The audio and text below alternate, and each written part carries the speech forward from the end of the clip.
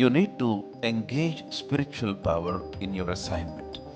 నీకు అప్పగించబడిన పనిలో ఆత్మ సంబంధమైన శక్తిని ఎంగేజ్ చేయాలి. You need to engage spiritual power in your daily routine. If you are serious and if you desire to see some outstanding results మీరు చూడాలంటే you need to sharpen your weapon. మీ ఆయుధమును పదును చేయాలి. So how can you sharp your weapon? నీ ఆయుధమును ఎట్లాగ పదును చేసుకోగలవు? ఎక్కువ టైం పడుతుంది, మొద్దుగా ఉంది, ఎక్కువ బలము వినియోగించవలసి వస్తుంది. మరేం చేయాలంటే ఆయుధమును పదును చేయాలి. నా ఇన్ ద స్పిరిచువల్ సెన్స్ ఆత్మీయ అర్థము ఏంటంటే యు నీడ్ నీ ఎలాగ నువ్వు పదును పరుచుకోగలవు అంటే బై ప్రేయర్ అండ్ ఫాస్టింగ్.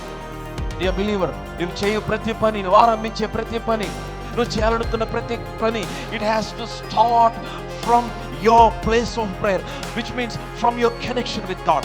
దేవునితో నీకున్న సహవాసం నుంచి, నీ ప్రార్థనలో నుంచి అది ఆరంభించబడాలి. నీ ప్రార్థన, నీ ఉపవాసము నీ బిడ్డల చుట్టూ ఒక సరిహద్దును ఏర్పరుస్తుందని తెలుసా నీకు?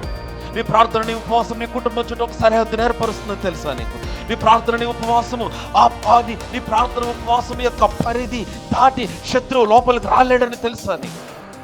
The addiction that you're facing every day, ప్రతిరోజు నువ్వు జయించలేకపోతున్న వ్యసనము, gain spiritual ascendancy through prayer and fasting. ఈ కుటుంబంలో ఉన్న పరిస్థితుల పైన gain spiritual ascendancy. అసలు ఏమి చేసాడని సమయంలో ఫిలిస్తీయులు భయపడాలి. నేను చెప్తున్నాను, there are certain things only the anointing can do. అభిషేకము మాత్రమే చేయగలిగినవి కొన్ని ఉన్నాయి. చూడాలంటే